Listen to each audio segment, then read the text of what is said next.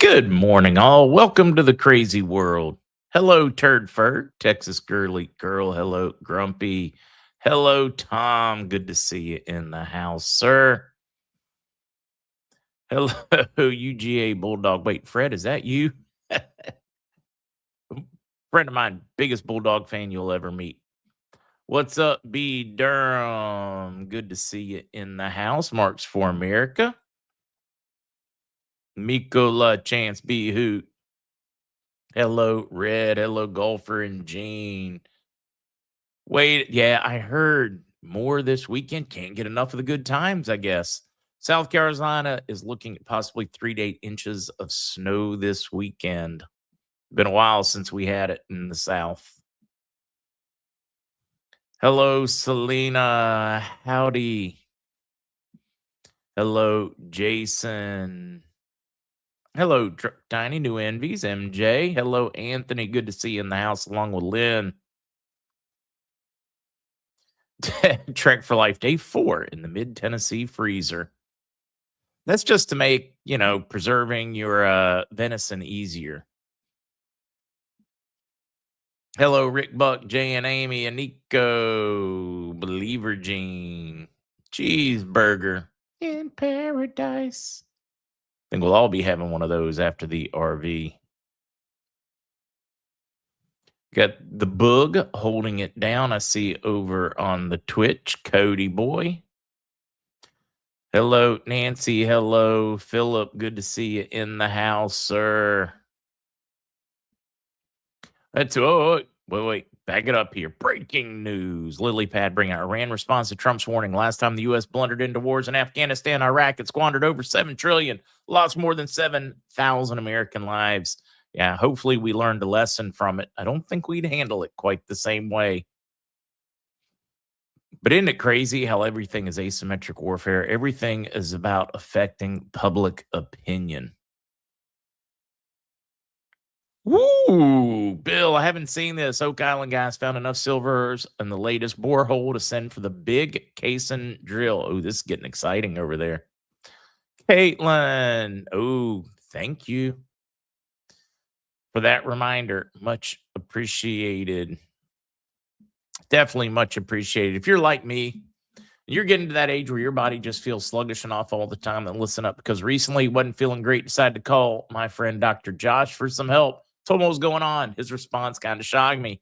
Said I was showing all the telltale signs of a clogged liver. Probably already heard about how important your liver is for detoxification, digestion, and energy levels. Here's the thing. Most people have no idea how clogged and overburdened their liver actually is. Eating processed food, drink, even stress, these things can all take a toll, leaving your liver clogged. It's important not to let this go unchecked, because your liver is arguably the most important organ in your body, being responsible for the proper function of nearly every system in your body, from digestion to metabolism to detoxification. Essentially, a healthy liver equals a healthy you. So Dr. Josh, a practicing doctor with over 25 years of medical expertise, formulated a special liver supplement called Ultra Liver that acts like a deep cleanse for your entire body. Hey, guys, I've showed off the bottle so many different times. It really does seem to be making a very solid difference. Many of you guys have reported your own results. Many of you guys had found it long before we ever advertised for them. And it was really reassuring to see you guys' testimony on just the difference it made. Your blood work, the panels, the doctors, you name it, in the real world, not just in the advertising blogosphere, but in the real world, the difference it was making for you guys. So say goodbye to that chronic fatigue, bloating, skin issues. Hello to renewed energy, clear thinking body that is operating far closer to that 100% again. Powerful stuff. Amazed at how much better it made me feel in such a short period of time.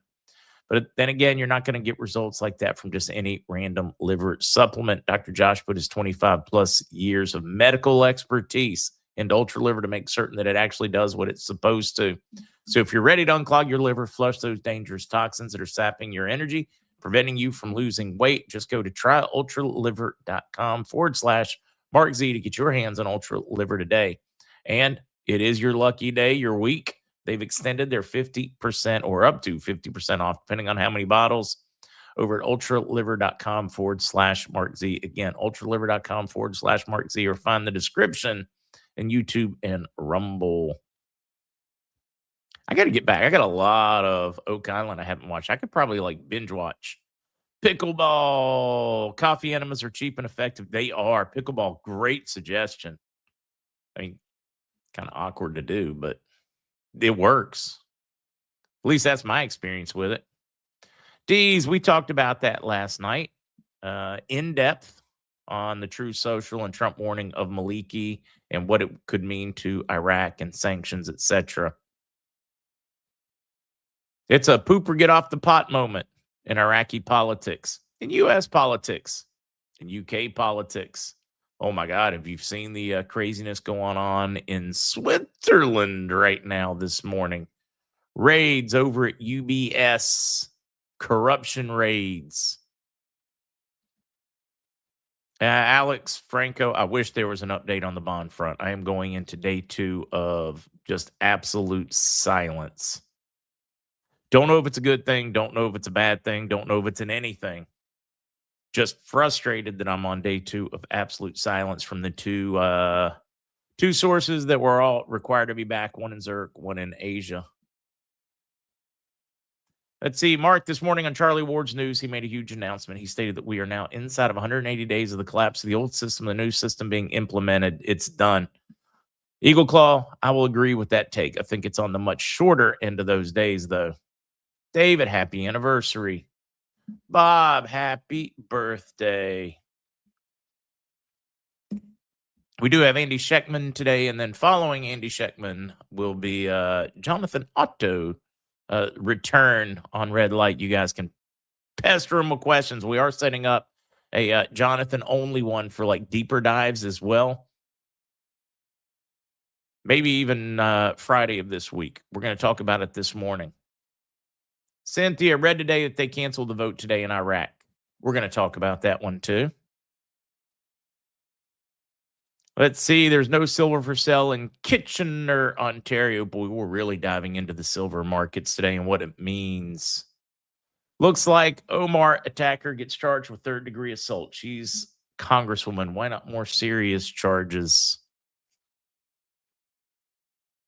I'm guessing somebody attacked Ilhan Omar. I mean, I haven't heard the story. Black Swan comms. Oh, this is all getting interested. Let's see. Tina, proof of Nasser. I received 6 tax document letters last week to file interest on 6 credit cards that the debt was canceled, not written off, canceled. We're getting so many reports of that right now, Tina. I think they're rolling it out and testing. How are we going to behave? What are we going to do? So then extrapolate that to the larger population.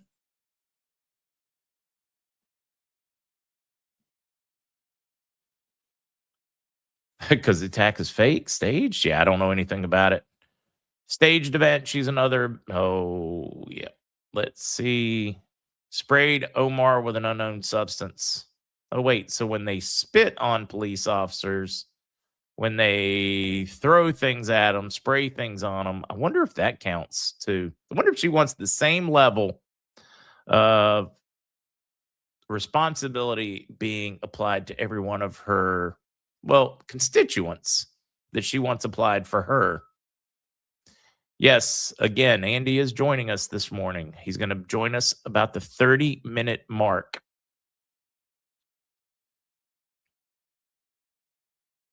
Rosie, Dan Bongino is starting back February. He said he will have 2-hour shows with a lot of exposure. Has he said what time of day? Because I've debated moving the time of mine, tweaking it because of Glenn Beck, Dan Bongino, etc. I know now everybody's going to be panicking. Don't panic. I'm just considering it, thinking about it, bouncing the ideas off of you all. Maybe she was sprayed with True Serum. Wouldn't that be funny? Sluggo says during the podcast.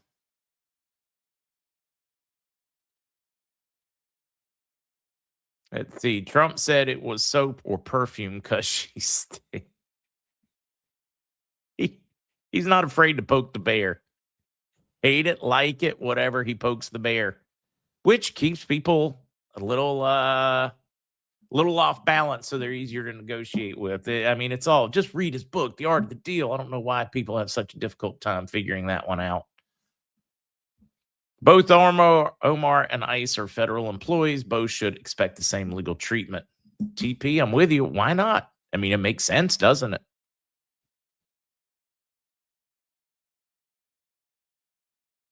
Oh, wow. Bernard said, I heard the guy that assaulted Omar sprayed her with wine from her non-existent vineyard. Yeah, that story's been floating for over a year, and it's just now really starting to pick up any kind of steam. Les, I'm with you. Air out all the dirty laundry. Air it all out. Debbie, it really looks like a fake attack on Omar. I mean, guys, it could be a Jesse Smollett event. How many of these staged events? Hey, we had. Oh, guys, did you all see I think it was CNN in this one. It was over the weekend where they had set up a tent and they were staging. Somebody had filmed with their cell phone, them staging the protesters behind them, like telling them how to hold things, what angle. No, you move here, you move there, so that they could get that perfect picture with the protesters that were just so vehemently believed in what they were doing, and it was so organic, and the people were taken to the streets to defend it. And they're out there with pre-printed signs in a photo booth with handlers positioning everybody to get just that right picture.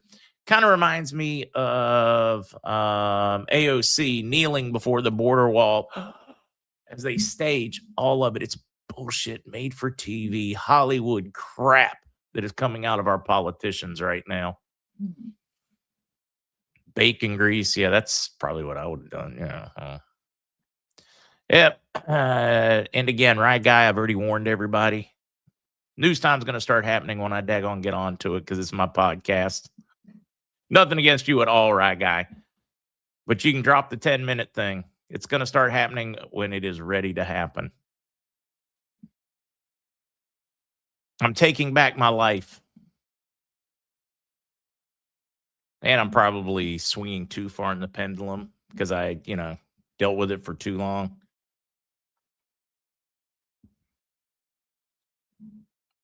Holy water. No, man, I know, right, guy. Trust me, man. I knew you would not. I knew you would get it. All right, let's get to it because we do have some interesting things and we do have Andy coming in. So we're going to head to Iraq first. We already talked about the absolute dirge or quiet, this deafening silence coming from my bond contacts right now. I mean, my last really solid one was the last week on some historic stuff. And then the expectations, they had to be there Monday morning, the one in Zurich. The other one had to be there just sometime later in the day, the one in Asia on Monday. So I wasn't expecting anything there until yesterday. And I've got nothing, guys. I got eerie, deafening, painful silence right now. I've got group folks saying that we are imminent. They are scrambling. They're getting things ready, but they don't know timing either. It's just scratch your head and watch it play out. We have so much coming together, so many things that we can track in the real world that we need to focus on because they're all part of this. Let's go to Iraq.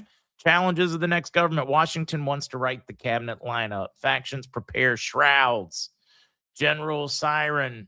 It's a freak out going on in Iraqi politics for those that have close ties to Iran. Of course, they are pushing, no, we need to stand up. Flip the bird to the U.S. over this Maliki thing. They don't need to be meddling with our politics. I agree with that. We don't need to be meddling with our politics, but I also agree that there is no problem with saying who you prefer as a nation for stability and your companies, et cetera, are there. So I got no problem with that. Let's stop the passive-aggressive color change, CIA going in and embedding them to overthrow. Let's just start being open and honest and saying what we expect out of our trading partners. You do whatever you want. Here's your choices.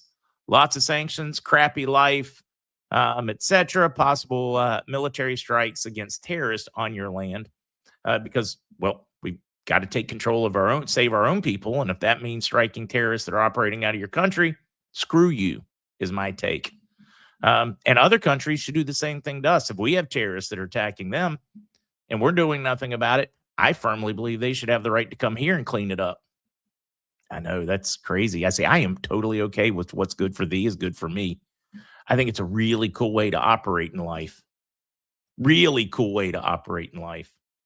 So there is a huge fight when it comes to internal Iraqi politics, but we're seeing this all over the world right now. Frank, central casting, it really does. I mean, is there any other logical explanation for the craziness we are seeing in the world right now other than for us to say central casting? I love that one. Jason the Jeeper, let's blockchain the truth. Absolutely. She should have been happy it wasn't tar and feathers. I saw that one.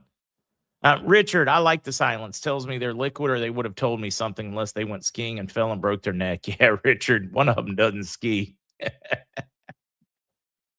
That golden rule, it really works. Really does. If they would just try it. Sabic, we're going to have a diversion of humor. My wife made me coffee this morning, winked at me when she handed me the cup. I've never been more scared of a drink in all my life. Yeah, that's got me wanting to go to Lady Astoria and Winston Churchill. Some classic lines. Have you guys ever studied or listened to any of those? Side note, let's get back to Iraq. Postponement of the president's election only in Iraq. Political deals are a higher authority than constitutional law. In other words, they've agreed to ignore the Constitution on this one because they were supposed to have that vote today. They have postponed again. They have just politely agreed on both sides not to push the subject because you could argue maybe that the 4 federal holidays that were in there, so 4 days total, that they may be able to just, kick the can a couple more days while they deal with some internal issues instead of listening to their Constitution. I love this breakdown because you have a lot of, in my opinion, well-meaning, well-intentioned politicians that want to do the right thing now in Iraq, calling it out, going, this is crazy. Are we a nation of laws, Constitution specifically, that protects all of these things, and we adhere to them, or are we still just this good old boy, corrupt whatever, where we just change the law willy-nilly based on whichever way the wind's blowing? And which are we? Are we going to grow past that one, or are we going to stay in this tribal, divisive, backwards mentality that we're in? I love some of the articles coming out in Iraq today because they are calling it to the mat. I think that is key to change. And when that becomes more and more widespread, you're using what the enemy is using against you in informational manipulation. You're sanitizing it with the truth. And that is the best way to do things. Emergency meeting of the framework to discuss Trump's veto on Maliki. Yep, it's pure panic in Iraqi politics today. And honestly, that could be part of why we did not see the vote for president. They could be scrambling to figure out, well, who do we put forward in that position that looks like we're still sovereign, but doesn't completely piss off the U.S. and those business interests. I'm just wondering if that's it, possibly. So they are in emergency meetings as we speak over political nominations, Maliki, etc. It has been a long day, according to my contacts in the finance ministry there, which I think is a very good sign for us and what we want. And I think a very good sign for the Iraqi people. MarkZ, we're working to form an Iraqi government without militias, and we have a database of corrupt officials. He's just doing his job, guys. He is in there saying, this is what we know. These are the files. This is how corrupt you are. This is how corrupt that person is. This is why we are concerned. He is laying out just the facts. At least that is what's being reported to me on both sides of, when I say both sides, I'm not talking Republican, Democrat. I'm saying U.S. Contacts in politics, State Department, et cetera, and contacts in Iraq in similar positions for their government. And they agree on that one. He is not coming in and trying to do some crazy Jason Bourne, spy, whatever. He is just laying out the absolute facts. This is what you have to gain. These are the people you're defending. Think about your decisions.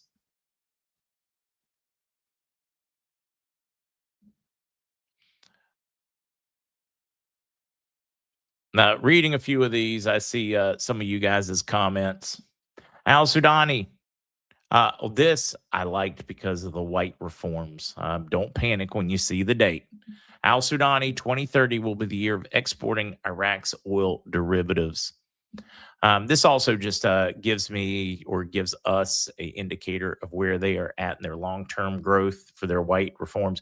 This is important because they told us they needed these so they continue to justify that increased purchasing power. Doesn't mean they have to wait for it. But if I understand how it's been explained to me, they are paying overtime through oil for dinar. And to be able to do that, they need long-term, over a number of years, decade, 2 decades, 3 decades to finish paying for this. It goes first, they pay overtime, just like when you buy the house and you're paying the mortgage. Think of it that way. So they need these oil derivatives so that they are highly profitable. And they plan on replacing all of their energy needs that they import, period, domestically, and will be exporting large amounts as well. And it gets into just some of what they've done, from electricity to gasoline from oil to kerosene to diesel, jet fuel, all the derivatives that come from it, also from natural gas, plastics. If you think about that, guys, that is 3 or 4 years to do decades worth of work. This really is exciting for them and their long-term stability. Oh, now we can take off the news banner. We've got a good bit to talk about on the metals front. I will hit them briefly because we're going to go into more depth as we have Mr. Schectman here shortly. Katie, happy birthday on that 41st.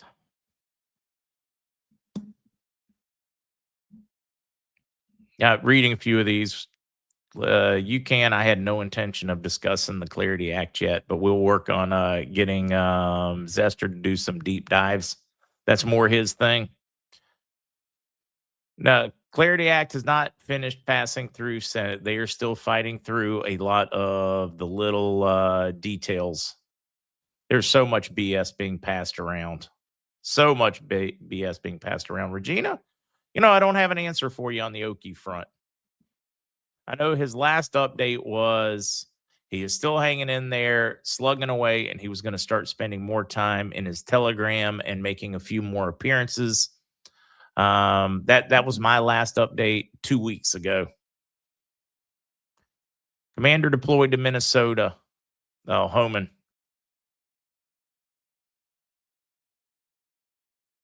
See a CW reel, like the vehicle that runs on water being held back. Boy, that's been following that one for years and years and years. Milton, no update from the Redemption Center workers. My contact in Virginia that has trained on those things, they worked part of a day on Sunday, but I've got no idea what to tell you for this coming weekend. Ooh, all right. I've got to go much faster now. I got a guest sooner than expected. So we were just wrapping up in Iraq. We're going to be discussing the Silvergeddon. Is it permanently higher plateau? Is it the war of the resets? Is the good guys winning, the bad guys winning? Is there any such thing as good guys and bad guys? Are we prepared for it? What do we think's going to happen? These are some of the things that we are going to be talking about it. Some of my other concerns for today, if we get time. If not, we'll discuss it this evening or tomorrow. CIA's presence in Venezuela. They're not even hiding it. They're very open. I'm always a little concerned on that front. I don't trust them. War drums in the Gulf. The U.S. Armada arrives in Saudi Arabia. UAE deny airspace access. Military forces are arriving in bulk in the Gulf. Similar to what we saw right before the very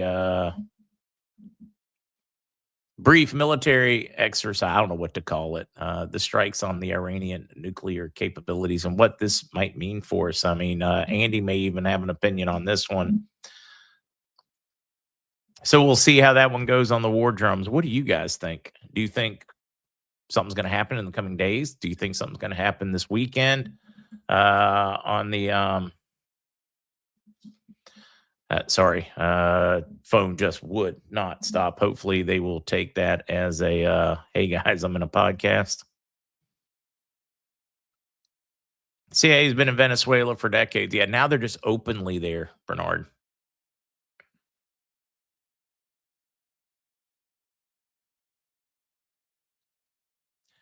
Oh, have you seen what the what Spain's government's doing? They're giving oh wow. Do I have one of those up here? Spanish nationalist rage as socialist Sanchez agrees to a mass amnesty for 500,000 illegal immigrants by royal decree, bypassing parliament. People in Spain are getting very fed up. I would not be surprised to see the people in the streets there soon as well. All right, Andy, you just wave when you're ready. Well, it looks like he's ready. He's better dressed than me today. I don't know if I want to bring him in. I'm going to look rough. Mark, how are you, baby? I'm good. I'm good. How are you? Oh, I'm all right. I'm all right. Kind of feel like my hair's on fire, but I'm hanging in there. Hanging in there, brother. Just got back late last night from, excuse me, the Vancouver Resource Investment Conference, the other end of the world. And, but it's good to be back, man. It's good to be back. And for those that don't know who is joining us, it is Andy Schectman with Miles Franklin, Precious Metals, milesfranklin.com if you're trying to find them. If you're interested in metals, send them an email, info@milesfranklin.com, and tell them you are with the MarkZ community. It'll help in the level of service and pricing, on it. Oh, definitely you'll get our price list that we don't publish, but it will definitely help. Yeah, do you even have any? Do you even have any metals to sell right now? I mean, how rough is it getting? Fulfillment shorts. I mean, we are reading about some crazy levels of shorts at UBS in Switzerland. Heck, we woke up to news that they got raided this morning. Regulators raiding UBS. Yeah, there's been a lot. Well, there's been a lot of talk about that. You know, that leads. Oh no, excuse me. Deutsche Bank shares tumble after offices raided money laundering probe. So, guys, back up on my bad information. Deutsche Bank. Well, you know, it's amazing. You know, Deutsche Bank has been in the middle of this crap for years now, and you know, the systemic reaction. UBS is not in good position either, and I don't know. It's not about fraud, evidently, the way that this is, but there's been a lot of rumblings that the derivatives position that they inherited when they rolled up Credit Suisse is beginning to have real issues in their books and creating big problems. So yeah, these European banks are in trouble. And as are the Canadian banks. I think we talked about that last week with TD Bank, who came out. You know, these banks, part of the way that they would always be able to control the metals market is through rhetoric and through naked shorting. But when you look at a market that's in backwardation, for those people who don't know what backwardation means, a normal market works in what's called contango, and contango means that the current price is lower than the futures price. And the reason that would be the case is that at any time you're talking about a futures price, you have the cost of the commodity that is being stored, cost of storage, the cost of interest, and the time value of money over time. So it's always higher down the road. Backwardation says, you know, I don't really trust you, and I would like to pay extra for it to get it right now. So if you're stupid enough to sell into that market, you get what you deserve, and TD Bank proved that to be true. They came out 2 weeks ago, And they said, we think, and it's always the negative painting of rhetoric, that silver's devilish top, blow off devilish top is over, and we think it's going to $40. So we're putting in a big short. We think you all should too. Of course, they got stopped out of it 5 days later at $92 an ounce and at a huge loss to them. It's not working anymore. We see margin increases like we just saw again yesterday. It's not working anymore. What the margin increase means is, and the numbers right now on the margins are absolutely insane. This is part of the reason we're seeing a little bit of a market that is broken. Right now, the margin numbers are, put my glasses on because I can't see it, but I did see that we got a margin increase, and it is, what was it at? Hang on. It's big. It's like 50, I want to say like $53,000 is the new margin number, something like that. The day Christmas Day would have been 21,000. You needed in your account to hold, in your margin account, to hold a 5,000 ounce silver contract, to hedge it, right? We hedge everything. The day after, they raised it by 30% to $27,000, and now it's as high as like 53,000 because the price keeps going up and they keep raising margins. Now they do this to knock down the market, like they did in 2011. I'm going to explain what this is a big deal in understanding how the banks are really screwed. In 1980, when the price took off, it was two brothers who noticed, similar to what we see today, that there were far more paper contracts than bars that they were supposedly representing in the vault.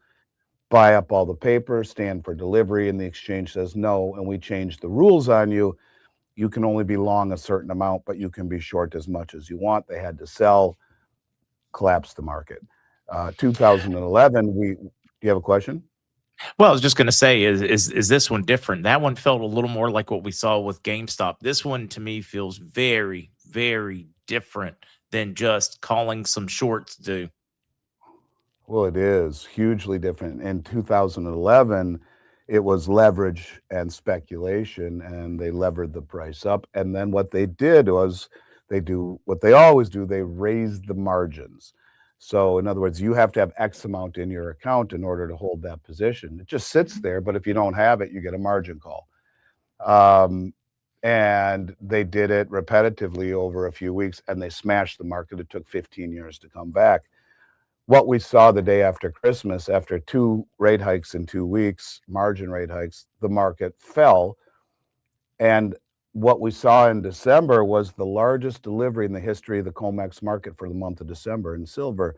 So what happens is, imagine. Oh, wait. Now, what month did we see that? December. December. Okay. I was just saying, I was in my brain, I was going, is that a delivery month or not? It was, but even here in January, which isn't a delivery month, we're already way over 40,000, 40 million ounces, excuse me. But when they raise the margins in December, what happens is, imagine even if you have $10 million in your margin account, right?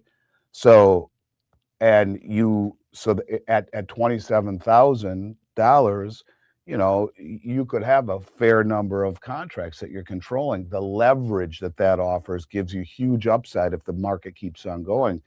Well, they raise the margins, which means overnight, Christmas, the day after Christmas, you need to post 30% more in all of your margin, in your margin account for all of your positions, or they get liquidated. And so some will automatically get liquidated. People can't afford it. They're overextended. Or they just need to in order to cover some of the other ones. Maybe they have 50 contracts and they only have enough money at the margin increase to cover 35. So 15 get sold. The price starts to fall, which begets more selling, which begets more selling. And in 2011, when this happened, it took 15 years to come back.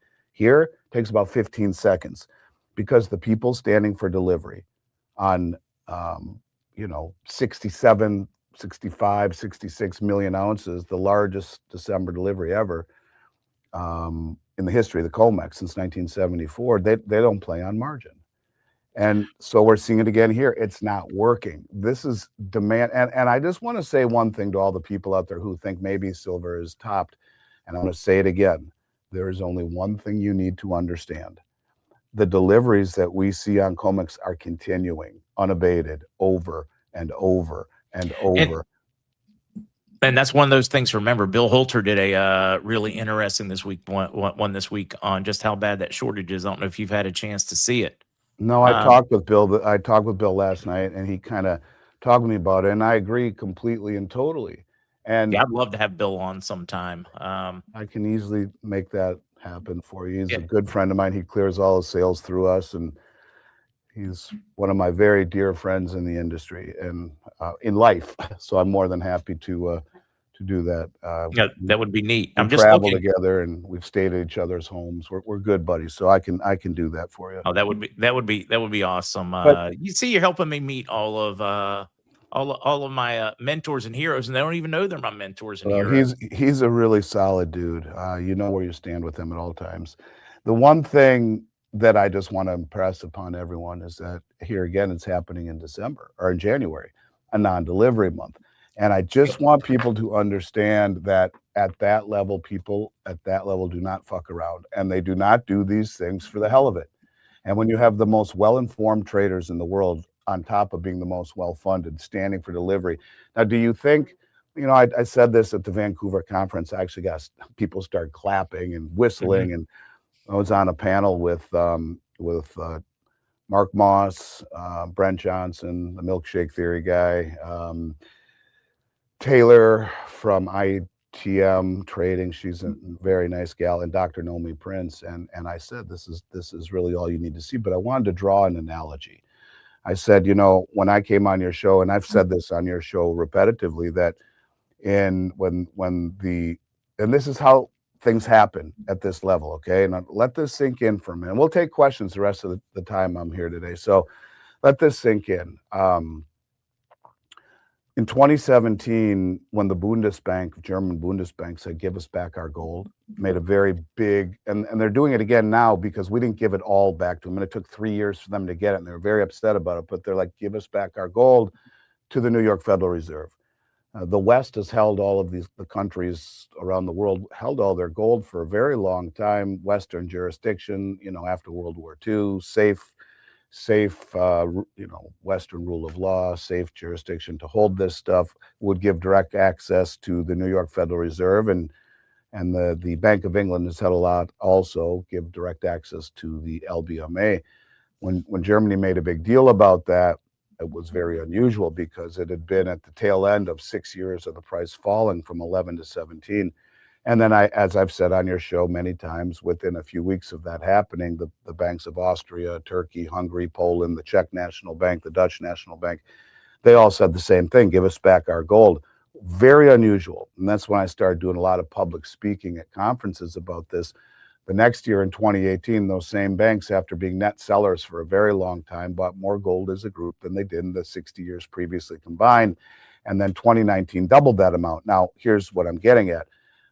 Out of nowhere, 100% ironically, the BIS, the Bank of International Settlements, the most powerful bank in the world, the central banker's central bank, said, by the way, you guys, gold is a tier 1 asset. Now, if you think that that's ironic or just coincidental, I have a bridge to sell you. They told them, start buying the shit, bring it home, and load up on it. Now, let's transition to where we are here today. And you know how I feel about gold and all the gold imports and what Judy Shelton was talking about, pegging the back end of the bond market. But I'll just use silver as an example. Every single month for 16 straight months, we have imported what seems to be record amounts month over month over month over month over month over month, and billions and billions and billions and billions every month into COMEX. The most well-informed, let's highlight that with a bright yellow highlighter, the most well-informed and the most well-funded traders on the planet are taking possession of millions and millions and millions of ounces of silver. So what happens in delivery month of March when they can't deliver 50 million ounces, 100 million ounces, 200 million ounces? Because at this point, it looks like they're going to be 50 to 80 million ounces short. And that's if nobody more jumps. Every month. That's if nobody else jumps on it. Well, I mean, do we I'll try to answer that. I'll and answer my that. Hang on, let me just finish okay. this train of thought, and I apologize. I just want No, no, people no, to no, no, let no. this I want to hear sink it. in, because it's the only thing you ever need to hear is what I'm just about to say. The only thing. So at that level, they don't do it for the hell of it, right? They know where things are going when they're spending billions and billions and billions of dollars. So just like the central banks knew that gold was going to be reclassified tier one after saying give it back, and then they go on a buying spree. Mhm. All of this silver coming in, massive amounts, and no one says who's doing it, right? A mint box of Silver Eagles is 500 ounces, weighs 42 pounds. In the last 50 days, we've seen 125 or 30 million ounces delivered. Who's doing that? So ironically, they classify silver a critical mineral. And ironically, they say within 90 days, we're putting state-sponsored price floors underneath the price of all critical minerals. And then ironically, they just come out and now have a bill that needs to pass the Senate that's already passed the House that said we need to create a strategic stockpile of said reserves. Do you think there is any coincidence? What I'm saying to you is that at that level, the people who are doing this, and the fact that there's not one bit of media attention besides a guy like me screaming this over and over and over. I have a bad habit of saying the same shit on your show, but it keeps on coming true. And it's the things that matter. This is the only thing that matters. It's all you need to see. We're far away from this being a peak when the biggest money on the planet who is not using margin and none of the tricks that used to work, like raising margin, like the lease rates going higher, like the negative rhetoric through TD Bank, it ain't working. And TD Bank got squashed immediately when trying to go short in this market. So you ask about March, what do? Well, they'll do things like, imagine you have a contract and it says, you can stand for delivery, and they'll say, Mark, we'll pay you a 50% premium to take a cash settlement. We'll pay you 50% extra so you don't stand for delivery. And they will do all they can to do that, unless, as I've been saying on your show for a while now, could it be that Trump truly is trying to drop the hammer on the European banks? Because the Bank of England said, the Economic Times says the banks in the United States have gone long. They flip-flopped, that they have kind of done the jiu-jitsu move and have gone long. And so is that true? Could it be true? And if it is true, who's on the hook? TD Bank and the banks in Europe? Maybe. Maybe that is that moment. Now, if you go back to the Asian AI guy, what has he said about UBS, UBS, Gold, JP Morgan, and Morgan Stanley? He said and the only thing I don't like, I like his information. And a lot of it is legit. He's talked about the refining problem months before anyone else. And the refining problem is real. We can talk about that if you want, but he's also talked about supposedly these letters that have circulated throughout the senior staff in the traders saying that both banks need to be completely, JP and Morgan Stanley need to be out of all futures positions by January 31st. Yeah. Well, what is the March contract? Just a note, Andy, I Yes. have a contact, someone that works for that bank that confirmed they did indeed get that memo, that letter. So why would they do it if they're long? Because if you're long, someone's short, right? In the futures market, I don't just go long. Someone has to take the other side. It's a zero sum. So who's short? Who's long? Get out, they said. The systemic chain reaction, they will pull you down underwater with them. So if it's true, not only is this guy connected at levels that are far above everyone's pay grade, if it is true that those two banks get out before the March contract, completely get out of their futures positions, would be extraordinary. At the same time, you have another one that he said that HSBC Bank has to cover their positions, or they're going to be sued in world court by China for leasing out the metal that they're holding on their behalf. All I can tell you is that you mentioned the March contract, and I love watching the Asian AI guy. And again, I have found a lot that isn't true. I don't think it's by design. I just think there's some things that you can't get everything right. But a lot of what he says is incredibly compelling. And if this indeed is true, we'll know very, very quickly. You will see silver go to levels that everyone thinks is all but impossible as this takes off, as we see a squeeze that would blow up some of the biggest European banks on the planet. Yeah, we've got so many folks out there saying, whatever value you think it's going to be, that's low. Yeah. But I'm here, by the way. I have no time frame today, so we can just buzz through as many questions as you want. which is fantastic. I look at them like as they're desperately trying to convert shorter contracts into longer contracts, and I'm looking at what they're trying to do as far as even the price. Seems like at this point they're just trying to kick the can. They don't care how big the can gets. They're just so desperate, reaching for a lifeline. I mean, just a couple weeks ago, we saw them trying to get futures prices at the $100 mark, the 110, and it's already shot through those.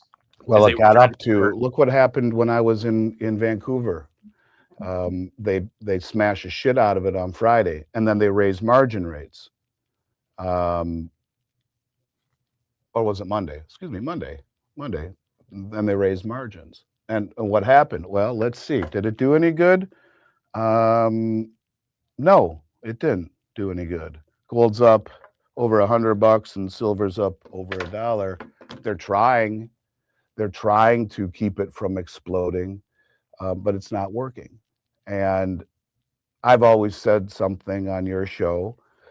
Imagine holding up a 10 by 10 piece of plywood against the waves coming crashing in on you. What happens? How about, however, you hold up that plywood when the waves are going the other way and taking you out to sea? You can only manipulate a market over an extended period of time by pushing it in the direction that it is going. And for years, when no one wanted gold and silver, they just wanted dollars and bonds and real estate and equities and whatnot. It was easy to manipulate the market. Now it is an existential threat, and these people have been caught. They've been caught. I argue that some of the biggest haven't been caught. I argue that they're doing just that. They were holding it this way, trying to keep the price down, and now when it runs out, they're going to keep holding it because they know that they're going to explode forward. All the dirty deeds they did in the past suddenly become legal and profitable. How they were wizards to foresee the future. Is this the controlled demolition? Is this the great reset? Is it a positive one, a negative one? Because this is the time to do it. Well, I think there is a reset in monetary terms coming. And the question is it orderly or is it chaotic?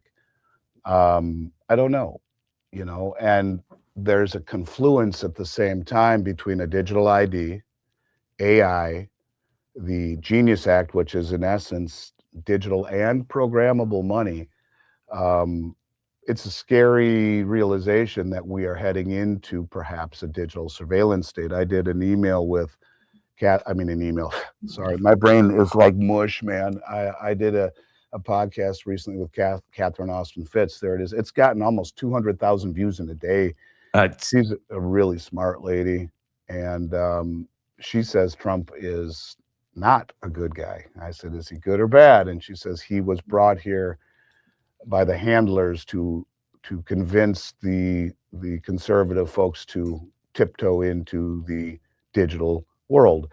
And when you look at the realization that he has pushed the digital ID for voter integrity, and a lot of people say that's great because we went so far to the other side with voter fraud that people say yes, that's what we should do. And what did Ben Franklin say? I always screw this one up, but it was something like, when you give up a freedom or a liberty for the sake of safety, you never get it back. Well, that was it. We took for granted. Who the hell wouldn't want to present an ID to vote? You have to use an ID to buy a pack of cigarettes or see an R-rated movie, but you don't to vote. I mean, come on. So that's why, let's do the digital ID. Okay, great idea. Everyone has to have it. You talk about, money. It started with Venmo and Zelle and cryptocurrency, this digital progression. And now we've passed the Genius Act, where by next year, January, we will have all money will move on the stablecoin rails. And digitally, and those stable coins already have AML, KYC, and KYT technology built into it. Anti-money laundering, where'd you get your money? KYC, know your client. Who are you? Where'd you get your money? And KYT, know your transaction. Who are you? Where'd you get your money? What are you buying? But they are also, as Catherine said, and there is no, excuse me, there is no wording inside the bill that prohibits programmability. You know, you didn't get your vaccine. We're going to have to hold your money, and oh, you're out at a gas station right now and you didn't get a vaccine, the authorities will be called, you're frozen. That kind of crappy into the future type of theory, it's not here, but there is no language in it prohibiting it. And so we are entering a period of time of a monetary upheaval, a monetary reset. What does it look like? That is only for time to tell, but we're getting there. Yes, to your point, I do think we are getting there quickly. Yeah, my question is, you know, for folks is, are you willing to roll your dice and say, all right, he's a great guy, he's a white hat, he's rolling in on a white horse. Is it a white horse or a Trojan horse? You know, are you willing to bet your entire financial future and existence? I asked her that exactly. I said, is he riding on the horse, or is he the horse? And I'll make it clear, I'd vote for him again. I mean, I think our country would have gone to shit in a matter of months. Look what happened to I'm even embarrassed to tell people I'm from Minnesota, a place that for 50 years I never would have left before the pandemic. I loved it there. It was Little House on the Prairie. It was Mary Tyler Moore. It was a little big city with great music and restaurants and culture and safety, and Minnesota nice. It was amazing. And then it just went to hell. And in many ways, it's a form of liberalism that didn't exist when I was a kid. When I was a kid, liberal meant my house was liberal. My parents and my sister, you know, my sister who was 6 years older and a Vikings cheerleader and a partier, and my parents who were hippies, and that was liberalism, sex, drugs, and rock and roll. And now liberalism in Minnesota has become fanatical. And I look at things that are happening and how do we go from a place where a woman is stabbed on a subway, or lit on fire on a subway, or Charlie Kirk is shot in front of, you know, millions of people, and there's no outrage. But you get a woman who floors her car after being told to stop by federal authorities at another officer and is shot. And God, it's awful. I agree. But they rip apart the fucking city again. And this craziness, this divisiveness, this lack of unity is just increasing. So these are crazy times. They truly are. And I think you need to kind of separate yourself and see through it. And I think saving your money in dollars, because the rest of the world sees this and wonders what the hell has happened to this country. And it's way better under President Trump, but I think God only help us if Minnesota in large part was more like the country, if the Harris presidency would have taken over instead of President Trump. And I don't mean to get political, Mark, but no, that's okay. I just think economics is political. You cannot separate the two of them. Yeah, it is, and things are going to accelerate. We are moving away from, in my opinion, a globalized world to one of a mercantile world, where it's about protecting us in America first, and protecting the borders, and developing strategic stockpiles, and prioritizing things that are critical to the country. It's going to be a wild ride. And I think for all of you out there who have listened to me and done very well, thank you for the trust. I really do. Thank you. I will tell you when I think it's time to sell. I don't think it is, but I do think short-term caution can coexist with long-term bullishness. And that's how I feel about gold and silver. Anything that moves up as fast as it has, you want to pause and think about it. But the bull will take as few people along for the ride as possible. And, you know, I was asked, I did an interview at the show. I did several interviews and a couple speeches and panels, but I was interviewed by people like you who are there, like Kai Hoffman. And one of the things he said to me, he said, you know, one of the mining execs thinks we're in a bubble. Do you agree? I said, hell no. I said, the only two assets that I can think of, or I mean, you could throw platinum into it too, but the assets that I can think of that have not allowed to find price discovery ever have been precious metals, and in particular gold and silver, as we've talked about. Gold, because of Gibson's paradox, which says if you suppress interest rates, as the West has done for 30 years, and when I say West, it's not just the US, it's the UK, it's France, it's Germany, they all suppressed interest rates to make everyone feel wealthy. How do you feel wealthy when you have low interest rates? Your retirement account goes up, your real estate goes up. Also enables people and incentivizes them to go into debt, whether it be on a personal or corporate level. I'll buy the nicer car at 0% interest rates for 72 months. I can afford it. I'll buy the bigger house at 3% mortgage rates. I can afford it. I'll hire 80 new people and buy that other building and expand into 3 other floors in the building we're leasing because I can afford it at low costs of money. When you suppress interest rates, you create distortions in all of these assets and misallocations of spend because I can afford it. You create distortions in asset prices and misallocations of resources and capital. And all of the asset prices that have been allowed to run, I would argue, are distorted. And when you think about a home that you bought at a 3% mortgage rate versus a 8 or 9% mortgage rate, well, what is the value of that house in the two different mortgage rates? I think if Trump really wanted to do something to help the housing industry, he would allow mortgages to travel. You can take that 3% and you can bring it with you to your new home. Or you can sell that existing mortgage to the person that's buying the home, right. so that it's more attractive for them to purchase. Would be huge for the market. It's true, but the only things that haven't been allowed to find price discovery, gold, because you have to step on the canary in the mine shaft. Gibson's paradox is the inverse relationship between real interest rates and gold. You step on interest rates, you have to step on gold, or it will signal there's a problem because it goes up with no interest. And with silver, we've talked about the military industrial complex and whatnot. That's why you've had 8 banks, according to, I mean, there's so much evidence, not even funny, including the Economic Times letter that said the 8 banks that have been short for 30 years on COMEX, the largest concentrated short position in the history of the COMEX market, in 8 banks. And I got an interesting little tidbit about that.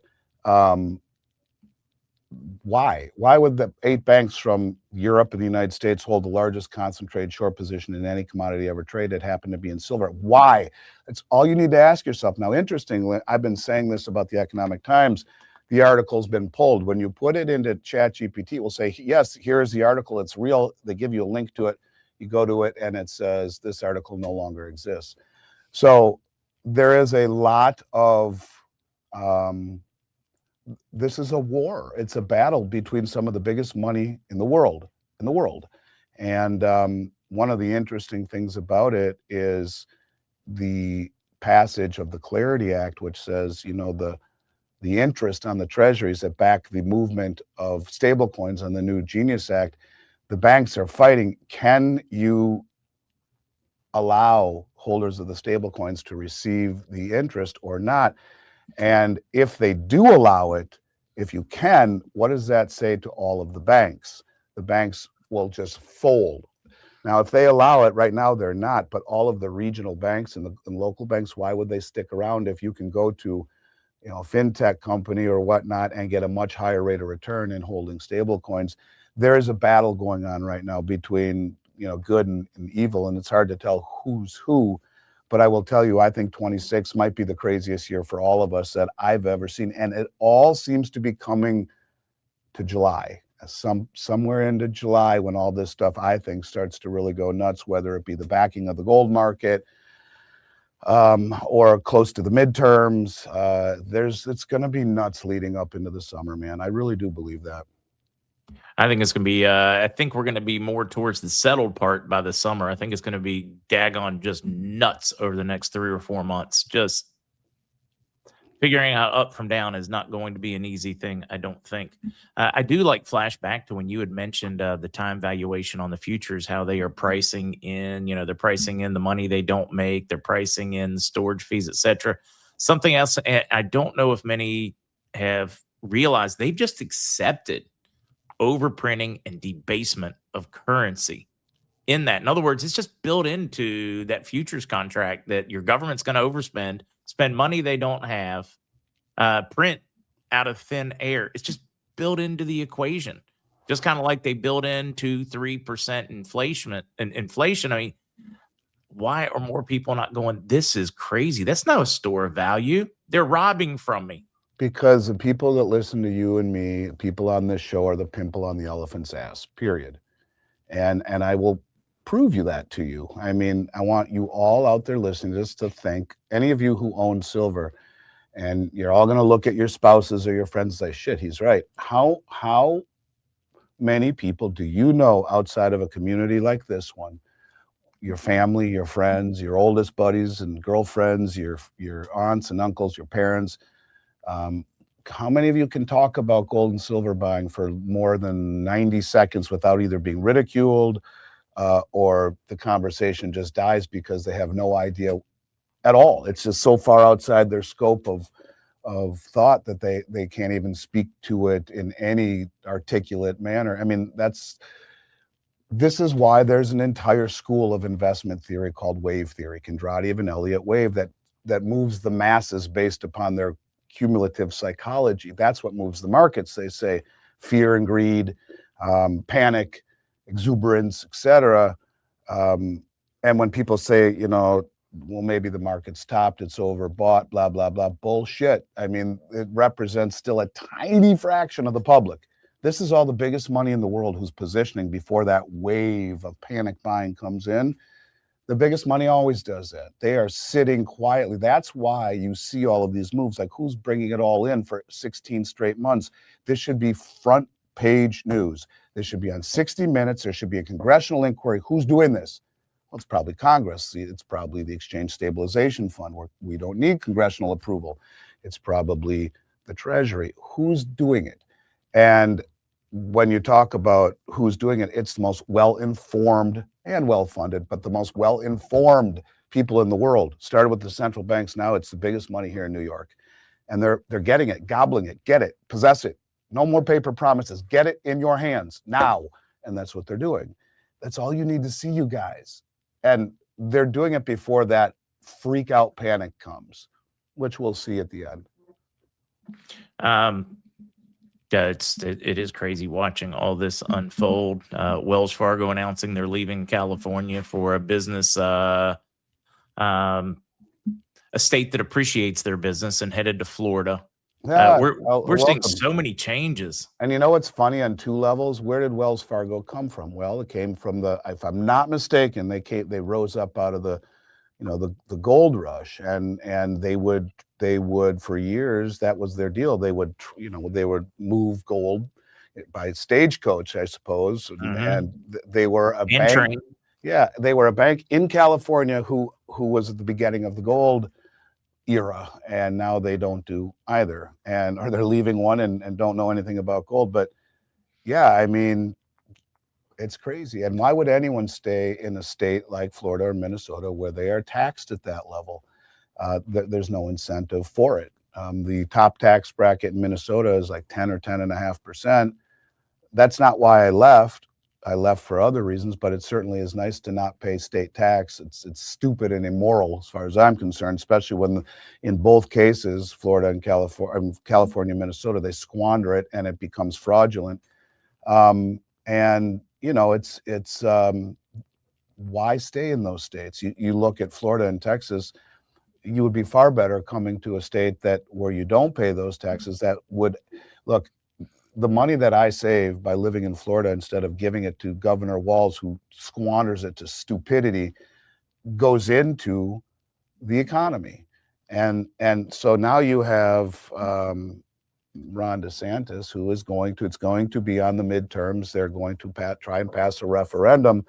If 60% of the state agrees, it will be on the ballot to remove property tax. And how do you do that? Well, the caveat is that, and I didn't know this, he claims that the majority of the residents in Florida are snowbirds. The only way that you will not pay property tax is if you are homesteaded, if it's your primary residence, which it is for me. But that money that I would save, well, that would go into the economy, into restaurants and bars and malls and all of the things. Grocery stores, Yes, and the they're person so, doing your yard, yes, they're the so carpenter. backward thinking. Maybe I have enough money to make that home improvement or do the things that I otherwise can't do. And that is why the further away government is from private enterprise, the greater the economy. Free market.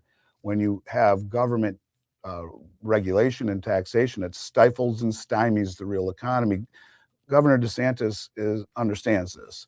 I have a call right after this podcast with the state legislature to talk about the bill that they're finalizing for gold and silver so that it doesn't affect small companies or companies like mine who are not using the digital application for commerce. But what they're going to do, just like Texas, is you will take your American Eagles and deposit it into a state-sponsored vault and be able to use it as money off of an app. That's coming, and it will happen in Texas too. These are states that are run by people, God bless them, who understand what this country was founded upon: free enterprise, taxation without representation. Yeah, well, that's what this is, and hopefully, it's a model that we will see. We don't have to be doom and gloom about the country, but like Andy Dufresne had to crawl through 2 miles of shit to get to the other end in the Shawshank, we too have to do something similar. But as far as I'm concerned, states like Texas and states like Florida are models of what could be. But you'll notice those two states have great unity, largely. Texas has that giant blue circle in Austin, but nonetheless, there's more unity in these states, and you don't hear of the divisiveness. You don't see riots. You don't see, things going crazy. And it's always in these blue states that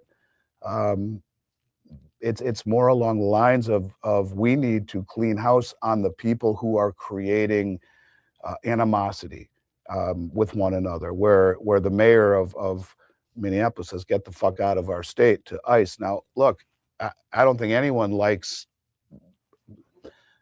It's icky watching these things happen, but nonetheless, there are laws, and laws are what make a country orderly and respectful. I mean, I don't even know how to approach it, but all I'm saying is that things need to change. Things are going to change, and I don't know why anyone would stay in a state like that is not only overtaxing you, but is promoting this type of anti-American, anti-cultural rhetoric, which is it's very destructive. And why would you want to stay in one of those states if you were a corporation? I can't see why anyone would.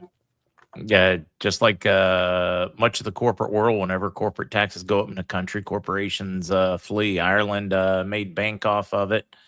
Throughout American history, you look at presidents that would give corporations breaks to move money back, and they would come rushing back, at least for a few years, until the next administration got too punitive. And then they'd flee again. Money's always going to go. Capital's going to go where it is the most Treated best. appreciated. It Yes. is just a simple to understand concept as you will ever get. Just embrace it. It works. It's true. It does work. And I try to be respectful on this stuff, man. Like I said, I was a jock who grew up in a household of hippies.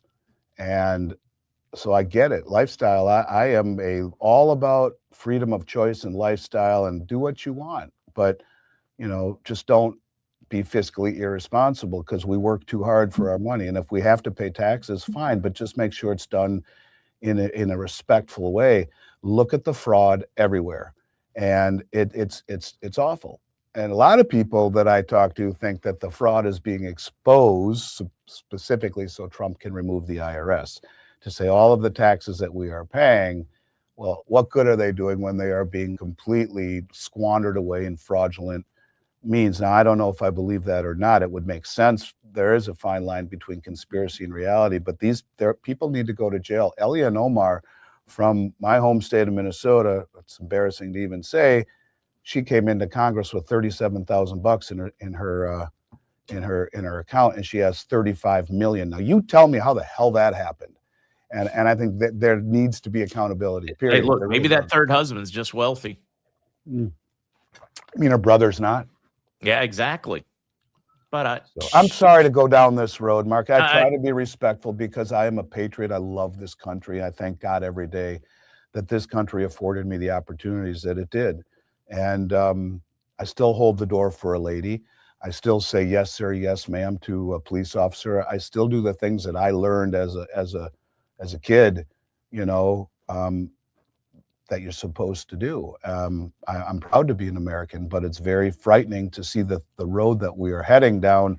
And when you have a system, a moral high ground that we stood upon after World War II, we were the envy of the world. We've stepped and trashed all over that moral high ground. And but I think making a change starts with each and every one of us and having discussions. I sat on a panel with Brent Johnson, the Santiago report, and he and I have publicly never said anything, but I don't think we really liked each other a lot because he kind of was the opposite of what I said. And after the panel, I went out to dinner with him, and I think he's freaking an awesome guy. And I said to him, actually, one of the best parts of being at this show was talking to you. And I would say we're very friendly now. And I said to him, you know, this is the root of the problem in this country. If you focus on more and more about less and less, you become an expert on nothing. And I said, if this conversation that he said, I agree with a lot of what you're saying, Andy. And I said, Brent, I actually agree with some of what you're saying.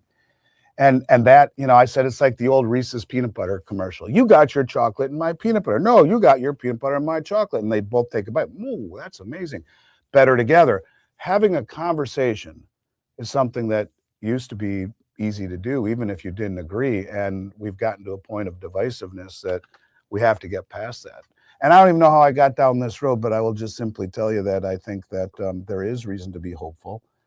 But we have to start by, I think, going back to what it means to be an American instead of being red or blue or black or white or rich or poor, vaccine, no vaccine, you name it. I mean, all of this divisiveness is really getting to me in many ways. Thought it would be better under this administration, but it might actually be worse. So, and I don't think it's all because of Trump. Actually, I think it's because of the politicians in the blue states, like Governor Walz. There is a belief that Governor Walz is involved in a signal channel in the state of Minnesota that are telling people on this signal channel where ICE is going so that they can show up, like this guy who was just shot and with a gun. I mean, are you out of your fucking mind? Like, when you show up at a protest with a gun with federal authorities that are armed, what do you think could possibly don't get me wrong. wrong? I support your Second Amendment rights to do it. Of course, but you don't show up at a peaceful protest with a gun. The Second Amendment rights is if you have a gun and you are being threatened, but not when you go and do this. So, I mean, it's like, you know, have a gun in your home. Someone breaks in, they deserve to be shot. But going to a protest where you have the right of assembly and have the right of peaceful protest, you know, those aren't either. They're not peaceful. And, you know, and yeah, but guys, that's on both sides of the political aisle. Yeah. I mean, that's sometimes stupid's just stupid. All right, I'll stop talking about this shit. It bothers me, though, and I'm one of the few people who either is stupid enough or has the courage to say what he or she believes, or both. But I try and do so in a respectful way. I love the country. I am a patriot. I thank God every day that I'm here. But it's very distressing to see these things happening, and I don't know, when in my position it's magnified because that's all I do is research and study, and it's not getting better. All right, I'm gonna hit you with a parting one here because I've got to I'm gonna have to Mark, don't say it. I need a friend. The one day I have no time constraints and you're gonna ditch me, that's so lame. Unfortunately, I got another friend waiting too, Jonathan, that I've got to talk to today. It's getting tough to be have so many friends. Such a handsome guy, that's why. Yeah, what do you do if Catherine Austin Fitts is correct and they're ushering in? Do you move to Argentina? I don't think so. I mean, it's still the greatest place in the world, and some people might. Some people might. I'm here to stick it out and try to make a difference. I don't know. I would like to point out that everything you're sharing, that protects you against just what she's warning about. Yeah, well, it's true. I'm having dinner with her in a couple of weeks, and she's a cool lady. And I'm looking forward to picking her brain and getting the dirty stuff Yeah, I don't know. I mean, would you move to? I don't know. I don't know. And that's such a tough one. I mean, out there for people to really think about. I mean, at what point is it too much? At what point is government control, regulation, banking regulation, taxes? At what point is all of that too much? I I always mean, get we love nervous. the flag, we love our country. I mean, for me, during the COVID crazy, it was getting to be too much. But I wasn't ready to leave America, so I'm in between in Puerto Rico plus job opportunities, but it was too much. Yeah, my buddy Brent lives in Port. I asked him if he knew you. He did. Brent Johnson, my Yeah. buddy, the guy I sat with. I he doesn't know you. I asked. He lives there, Mhm. and gave me all sorts of good reasons why one should live in Puerto Rico. But I always thought if things got really bad and the dollar was the root of the collapse, being the wealthy gringo in places like Panama, Costa Rica, Argentina, is that really where you want to be? Maybe, maybe not. I don't know. I don't know. That's gonna depend. Do you want to, treat the folks like peasants and, live in the private gated whatever? Do you wanna live like, you belong? That's really depends. There are so many different mindsets. Yeah, no doubt. Do we got time for a few questions, or is Oh, yeah, that yeah, we can we get gotta just a say couple, and then goodbad? I've got to, get over to, That's so Jonathan lame. Otto That's at Red so Light. lame. Yeah, so, like, are you gonna join tonight for whiskey? I don't know. I might. I'll I'll send the try. link just in Please case. do. I'll Um try. I might actually be able to tonight. Might work.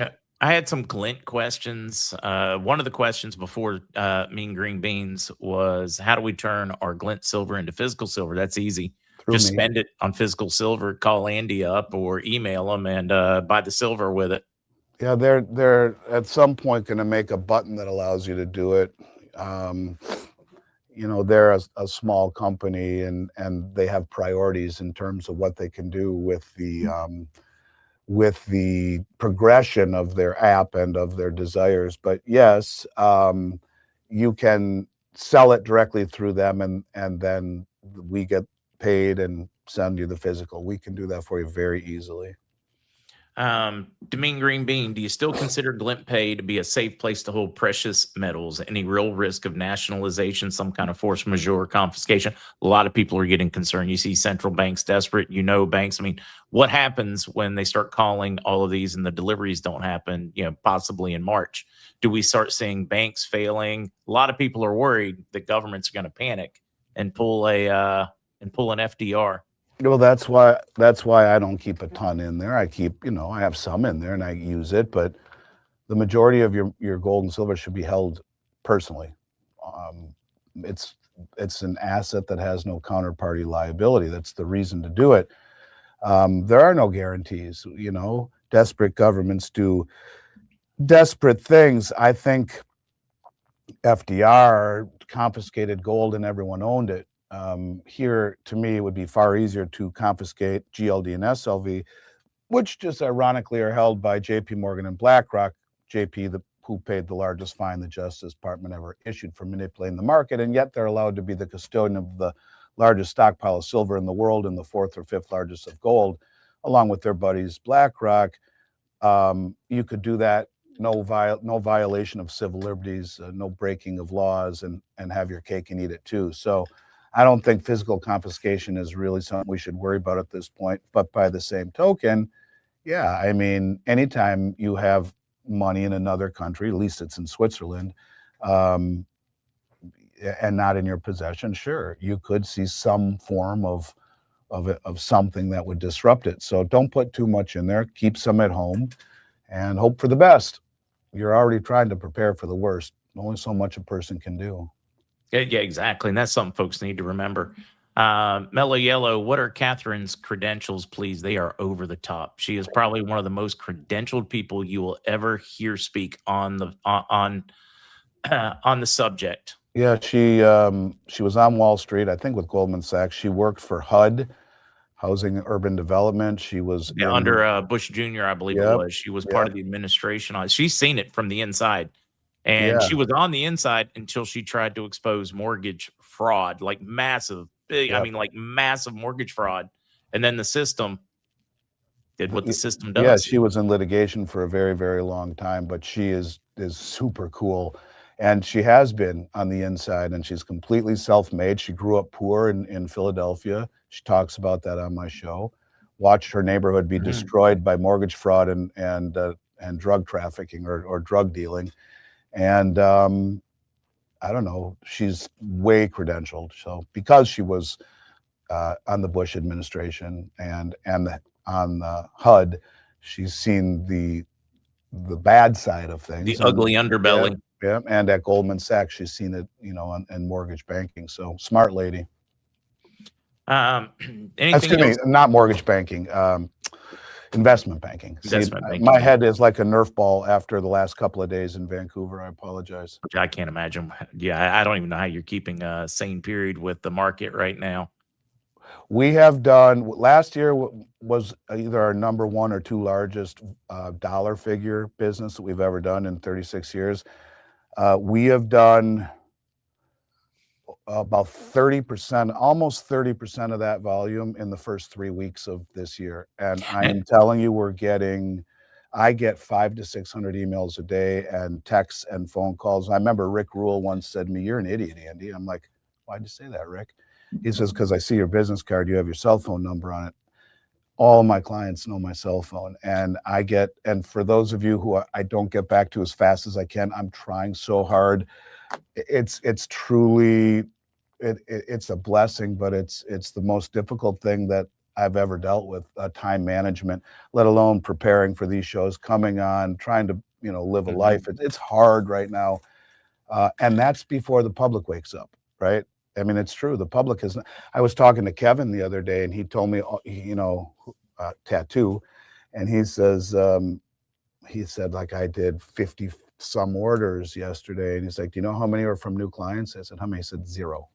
They're all from all of his existing clients, and these people are waking up. The public quite hasn't got it yet, and if you look at the way that they portray it in the media, every time they say it, at all-time highs, is the run over? Has it topped? Is this like 1980? Is this? They're framing it in a negative light, so people aren't rushing to the door. They think it's too late. And big question for folks, because I really think this is a good one to get out there before we wrap today, is what happens if I order today? For those that have been sitting on the fence, I mean, am I going to be able to get my silver? Am I going to be able to lock in any kind of price? Am I mean, other than take the phone call and give platitudes, how's that working right now? We have inventory, and you'll get your stuff. The only thing I will caution everyone is, and you can look at every website in the country, the volume of business is so extraordinary that even if it's in stock, we're 2 weeks behind because of volume. And it's very hard to hire people in one of our vaults that we trust. There's more money in these vaults than you have in just about every bank in the country.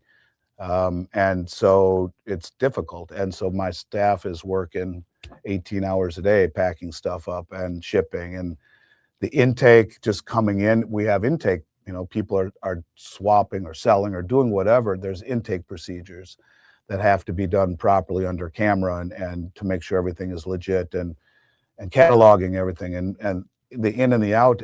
It's extraordinary. So we don't sell anything unless it's already been paid for and or in stock or in transit.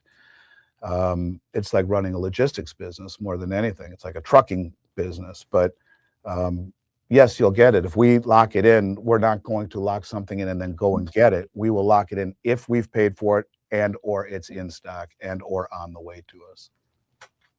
Yeah, I was just curious because I'm certain a lot of people had that question. We got you next week.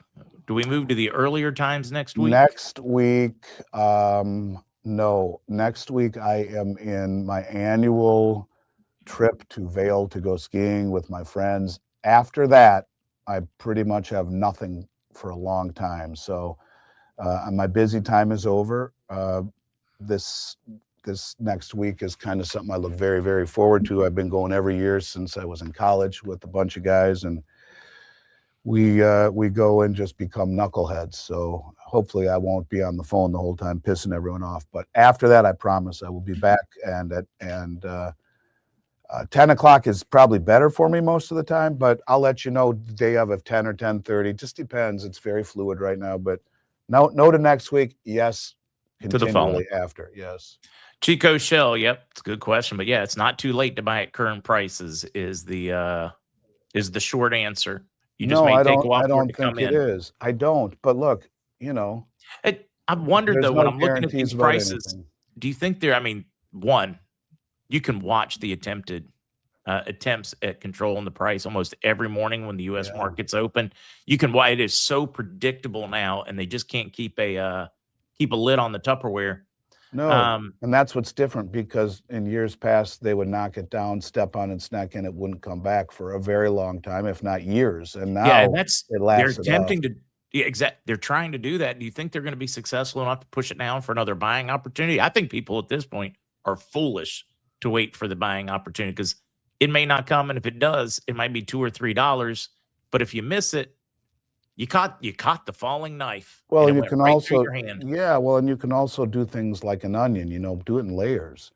If you want to deploy $30,000, do 3 trades of 10 or 6 trades of 5 over a period of time, and that the act of averaging out the cost smooths out the uncertainty. It's the only way. Cost averaging is a strategy to smooth out uncertainty. It's better than thinking you're smarter than the market, like TD Bank thought, and they got stopped out. So these are crazy times. Again, I will say they are assets that have never been allowed to find real price discovery. So technical analysis in a market that has been rigged for 30 years to the downside is irrelevant because it doesn't take into account that it's measuring it from a place that it shouldn't have been to begin with. Yeah, best thing to do with loose coins, silverware, all of it. For me, sit on it. What does it say? Talking about loose coins, junk silver. Yeah, I mean, I think it's the best value in the industry, not even close. The problem is that none of the refiners are open to take it, and so the premiums have collapsed on it. Real quick, if you're a refiner right now, the reason all the refiners are shut down, taking no business, zero. They're getting margin called literally every day. If you have 50 million bucks in a refinery, you have to hedge it, and the refiners are taking almost 4 months to pay me right now. I mean, it's unacceptable. Wow. Right? Because they take all this stuff in, junk Yeah, they're just silver, busy trying to flatware, process it. jewelry, right? And so it takes a while to process it and run it through the system. But if you have 50 million in working, you paid the public for the 50 million in various forms of silver to refine it, and it takes time to refine it. You have to hedge it, 50 million short position. So if the 50 million in inventory drops by 10 bucks, you're not killed because what you sold short goes up. Now, in a normal market that isn't moving up we never saw silver move up more than $1 or $2 ever. And now it's moving up 7, 8, 10 bucks in a day and getting margin increases. The refiners are getting margin called long before they're getting money for their refined product, and it'll put them out of business because the price is moving against their short. It's going up. So their inventory goes up, but they're short. You have to have more money in your margin account to maintain the short, to hedge your position. They're like, what are we going to do? We're going to get closed out of our short. We can't do this. They can't take any more business. It's like shoving a golf ball, a bowling ball through a garden hose, and all the people trying to swap silver to gold, people selling that have hung on forever, see silver to 100. That's time to sell. It's created such a logjam in the industry that that's why you're seeing these massive discounts to spot. Let me just put it to you this way. If I normally have 2 million ounces of silver in my warehouse, and now it costs $54,000 to hedge a 5,000 ounce contract just of silver, 5,000 at 54, how do I hedge 2 million? You better have a shit ton of money in your margin account. We do. The gold is 40 plus thousand to hedge 100 ounces. So if I have 2 million ounces of silver and several thousand ounces of gold, how much money do I have to have in my margin account? North of $50 million. And if you don't, you're done. And when margins go up by 35%, like they did the other day, that means I have to increase my silver side, the margin, by 35% immediately, or they get closed. And this is a game that if you don't have a massive bankroll and know what you're doing, you're in big, big trouble. And I just think that it will work itself out, but it's a really weird time right now in the industry. I think it's going to shake a lot of the questionable folks right out of it, which will be a good side effect. It would indeed. It would. So send me that link. I'll I try and will. come by. I always enjoy our conversations. Sorry it got a little weird today, but No, it didn't get weird at all. you know No, what, these man? are I just conversations we really need to have. I just want to live in a place I'm proud of, and I think we all do. And that starts with having open conversations and listening and talking and listening to other people's viewpoints. So thank you for letting me, you know, to get on my soapbox. But anyways, it's always good to see you, brother. And thank you everybody for letting me do that. And I look forward to doing it with you in 2 weeks, if Yeah, not you as tonight. well. And guys, I absolutely will pin Andy down to an appearance in Florida this spring at some point. Yeah, you doing a conference or something? Nothing scheduled yet, but I'm just thinking we just need to make our own get together, maybe have a I would restaurant that wants the business. love that. I think it'd just be a great I time. can find the venue. If you tell me you want to come, I'll find the venue. We get some other people and it'd be fun, man. And I'd I think it'd love be to do great. it. So It'd be yeah, great. way to plant a seed. I'm all in. So anyways, I'll let you run. God bless you all. Talk to you soon. Take care, Andy. See you, bro. Take care. Guys, that was Andy Schectman with Miles Franklin. Just a sage in the industry. Next will be Jonathan Otto with My Red Light. I'm gonna sing happy birthday to everybody very quickly. I like that one, road trip. It'll be a good road trip. Bob, Katie, anybody else celebrating? So they tell me it's your birthday. Well, happy birthday, darling. May you live, may you love, may all your dreams come true. Happy birthday, happy birthday, happy birthday to you. To all those celebrating out there, happy birthday. Now we're up. I see he is ready. Good to see you, sir. Oh, wait, we can't hear you. Good to hear your We can voice, hear Mark. you. Well, I mean, you got the accent for it. Yeah. Over the Christmas session, you spent some time in Australia. Yes, it was beautiful. Like, what part of Australia? I know we need to get into red light and all those fun things. No, I love to talk about Australia. We were my wife and my two boys, we were in Newcastle, which is about 2 hours drive north of Sydney. We were in Byron Bay, Sydney, a tiny bit. Let's see, and then because we drove back from middle of the coast, I was helping a friend out there with motor neurons disease, and that was around the Kempsey area or Scott's Head. Yeah, anyway, it was a really amazing trip. Yeah, with the accent, is that where home is? Yeah, absolutely. Yeah. There's occasions where people don't realize I'm Australian, and I can't work out how they didn't notice it. Yeah, right. I'm kind of surprised on that one too. It'd be a tough one to somehow miss. Yeah. But I had to ask the obvious before somebody else did. Yeah. Now we are, you and I've talked. We're doing one today, but we really want to set up a standalone so that folks can ask more questions. Have you given any thought yet on timing? I know I've been swamped. Oh yeah. in that Let's forth, announce it but right now.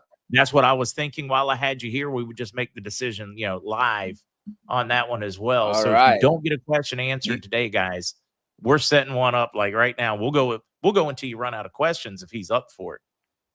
Oh yeah, that's great. That's great. So yeah, I'll have 20 minutes, so it depends what you've got. But then when it comes to tomorrow or Friday, you tell me what's a good time for you, Mr. Mark. Friday afternoon, I've got like no limitations. We could come on after it would be about 12:30 our time. It would be 11:30 Eastern. But then we could go hours if you want. Yep, great. Let's do it. I'm good for that. That is Friday at 11:30 our time, 10:30 Eastern. Yeah. No. Hour past that would be 12:30 our time, 11:30 their time. Okay, perfect. Yep, done. Yeah. 12:30. Well, no, 11:30 Eastern to you folks. Yeah, we're on Atlantic time. And I don't know about you, but I love being on Atlantic time. Oh, it's so good. You're ahead of everyone. You're like You just Aren't they you've got quaint? this Everybody out there advantage. living in the past. No, that's one of my favorite I memes know. when the clocks change. All Well, right. then Australia is an example of that, but 17 hours in the future. But the problem with that is that you are so synchronistic with the rest of like America. If you're doing business with America, it's a bit of a nightmare. So you can be so far ahead that it's not good. Yeah, true. Absolutely. Oh, absolutely. And in my line of work, I work with people in pretty much every time zone across the country, which means I don't get to sleep.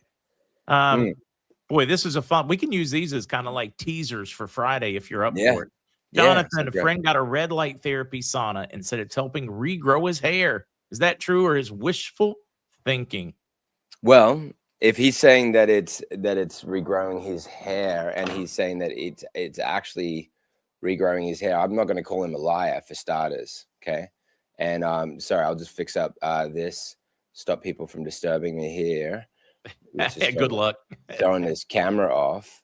But I think that he may be very well telling you the truth, and yes, it can regrow hair. The sauna, not as much. Red light can. Far infrared heat therapy, not necessarily is going to make much difference with something like hair regrowth. It may have a secondary impact because it's working with how their cells are detoxifying, which could be the big roadblock to why the hair is not growing. And so it's having a side effect, a positive side effect. But yeah, if there's red light in there, I would it does guess help if the hair you're using regrowth. some kind of red light that's actually hitting his head. I mean, the research on red light therapy, not red light sauna therapy, but red light therapy for hair growth. I mean, it's so well documented at this point. I mean, it is so well documented, guys. If you ever want to find out some of these questions that you're asking Jonathan and I, just go to your favorite AI, your favorite search engine. Just ask it.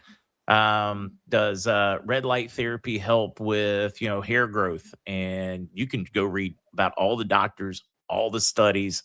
It's overwhelming the amount of information out there.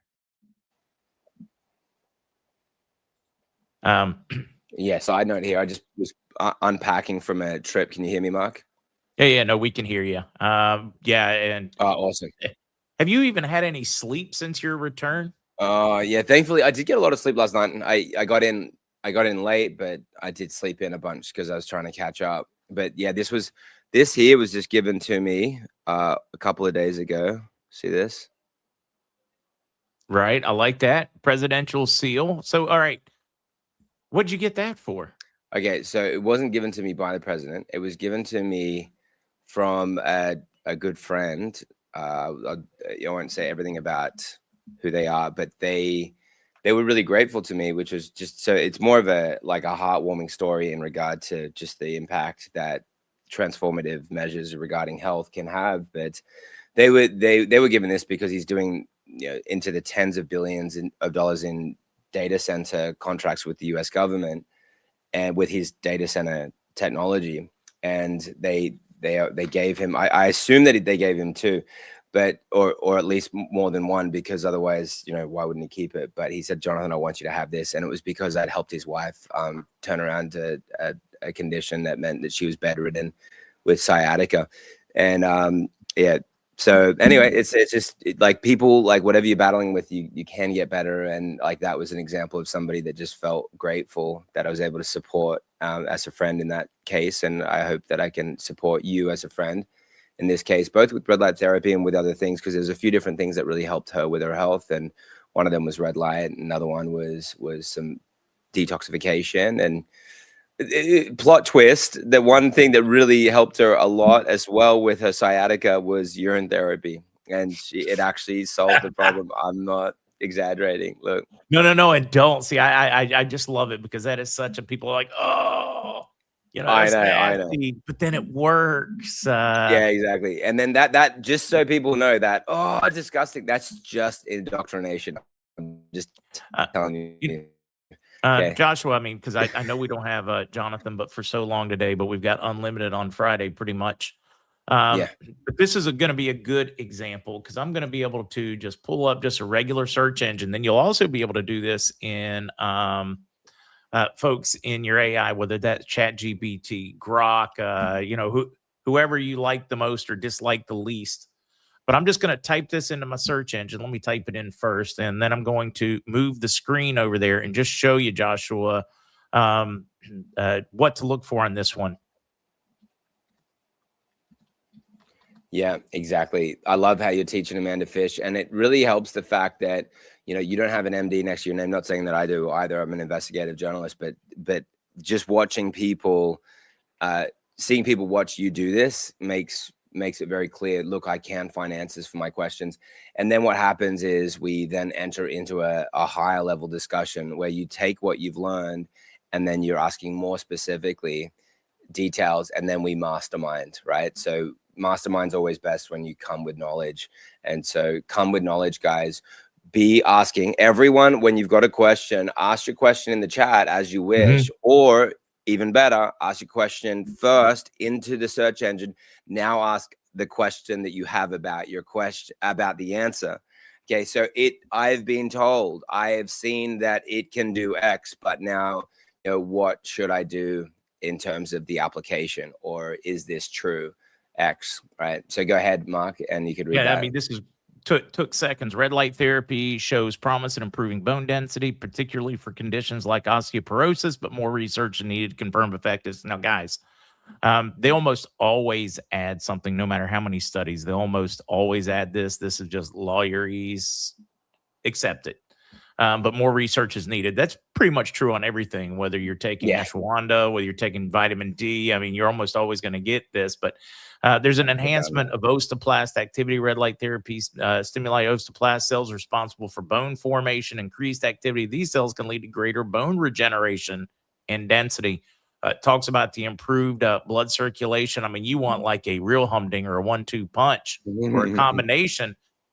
Put red light together with a PEMF mat when it comes to bone and density. And we're not even talking about collagen production. It is so much fun to do a deep dive on this stuff. So true. Good finding there, Mark. And the reason why, so now we get into like mechanisms. Why would it work for bone density, and why would it work for anything related to stem cells?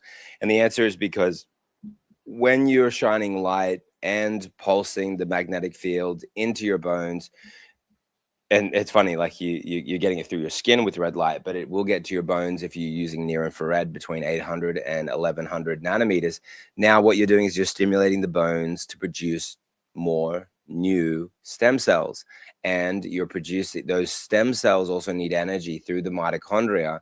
Both PEMF and red light are working with the mitochondria to help them fuel the energy source of those cells so that they can become the normal healthy cell that they need to become.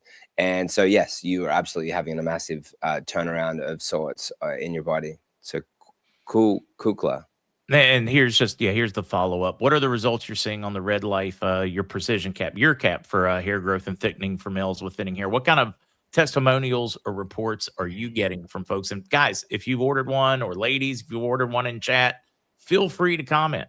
Is it helping? Is it not? Are you using it like you're supposed to? Because no matter how much science there is, no matter how great a product is, if you're not using it, probably not getting much in the way of results. Yeah, true. I think that's a good point. I'm going to just switch the camera so it stops doing that. And so I think that what you're saying, Mark, is absolutely true. There we go. We're back at him. And so with the hat, it works really well. We're seeing a lot of really amazing testimonials for both male and females with alopecia, androgenic alopecia, and it's a game changer. So it's just like it's basically what we're seeing with our device is matching the clinical studies, right? Which is, we're not seeing like, someone goes from bald to a full head of hair in 24 hours, right? Nobody is seeing that, but we are seeing that increase of, that 20, 30, 40%. And then over time, and with the combination of factors, like let's say, for example, you have to think about it this way. this is the problem. Think about how the problem with mainstream medicine has entered now a holistic medicine conversation with, okay, you got hair loss. Here's the pill for your hair. Whereas why did you lose hair? Is it just because of the hair follicles, or is it because of your thyroid or your gut health? And so the thyroid is or all the mercury from the fish you ate. Yeah, exactly. And so the thyroid is going to be the big driver there. And so people that are trying to fix their hair issue get red light over the thyroid. It's not always and definitely going to be the cause, but it's always going to be supported.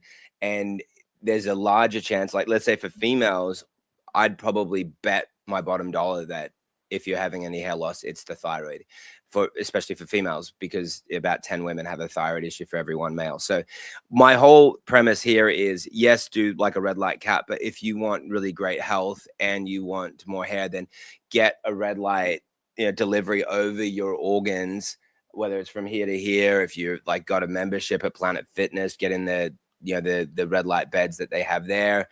Better to have a home system, but whatever you do to get a healing system. If you've got like a red light belt, I've got one here.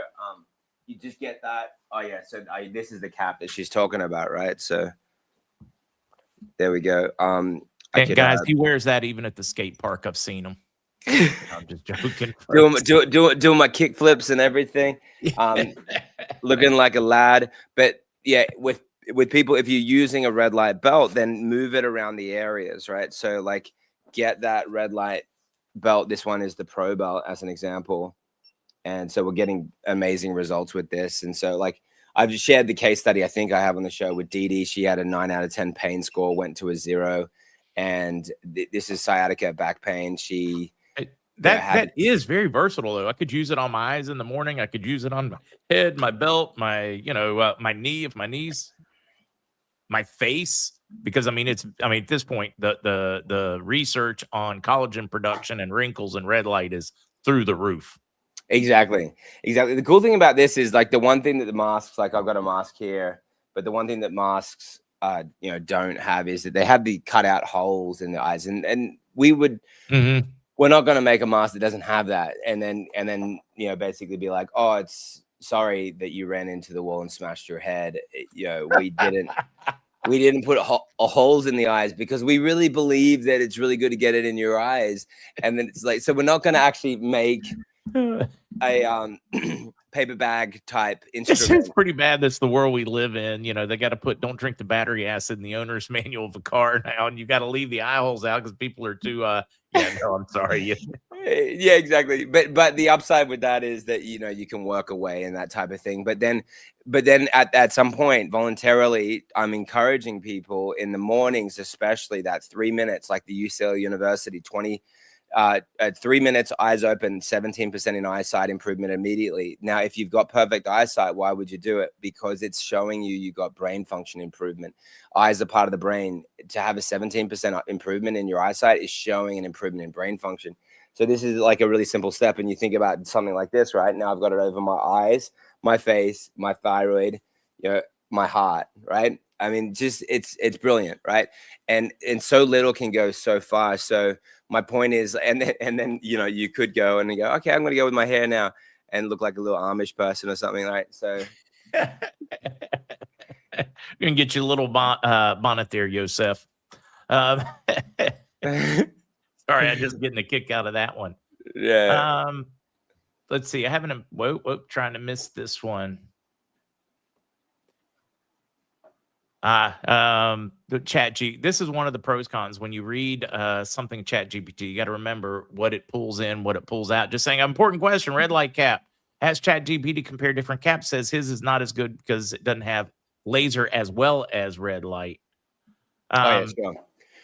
Yeah, I can answer that. That's fine. So lasers and light emitting diodes, LEDs, if you look at the studies back to back, you'll find that they're neck and neck. And there are cases in which you'll see light emitting diodes outperform and cases in which you'll see lasers outperform. But the difference is either way is slight. Okay, now with With a panel or a bed, there are no laser red light beds or panels, right? So then firstly, like when it comes to the panels, like you're only talking light emitting diode technology. That's what exists. And anything else is probably like with the lasers, you're talking about an overheating issue. Interestingly enough, we do have a face mask that's using laser, right? So this is a laser face mask, right? And so the results there are very similar to the LED face mask. And I would say that, like, let's say, for example, if you're going to spend, like said, $2,000 or $1,500 or something like that on a hair device, it's possible that there'll be like an LED version like that or a laser version like that, and it's possible that you could get a product that maybe is 10 or 15% better or whatever it is. And because of like you're going into that like 10 times the price kind of range or 5 times the price kind of range, because they so I think that yeah, the bottom line is we're getting incredible results on it. And I think that, like, let's say if somebody does that, but then they're doing like what I'm showing, I guess I would say my question would be, this would get better results. That's what I'm saying, right? This Yep. will outperform from my research. Go ahead. I was just saying, yes, you can probably get great results, but can you afford to do one that has, all the extra? And how much hair could you have grown while you were waiting to save your money for it? Yeah, it's a good one. It's a good one. And lots of the castor oil in the hair. So this one's funny, but yeah, urine does help in the hair with regrowth. Dr. Ed Group and I, when he put out the information on that, and then people would write in and say, yeah, is it actually causing massive regrowth? Because it's the same as like platelet rich plasma. Sure, when you go to the clinics, yourself up with stem cells. Yes, they're taking your blood and spinning it, and yeah, you, especially aged urine, right? So aged urine has 100 million stem cells once it gets to 3 weeks, based on the Wake Forest NIH funded study, came out in 2022. Anyway, so there's a few different things. Castor oil in the hair may help with the thickening of the hair as much as red light. So try both of those, and because every one of us wants to get to 100%. So then use the castor oil, use the red light, and then do the detoxification. Do a parasite cleanse, do a heavy metal cleanse. And like, I have a company, Well of Life. You can look at what we have. You can look at other companies. You can get things that detoxify the body. That's where we're seeing issues with hair growth. Okay, so Jonathan watched a great video by Dr. Ruscio at DC. He gave some great information on red light. He did explain research from his personal experience. Can you overtreat or undertreat with red light? Cool. That's a good one. I would say that, yes, of course, you always could do either of those. And so which side of the fence is what? So like 15 minutes a day would, in no ways could you be overtreating at 15 minutes a day.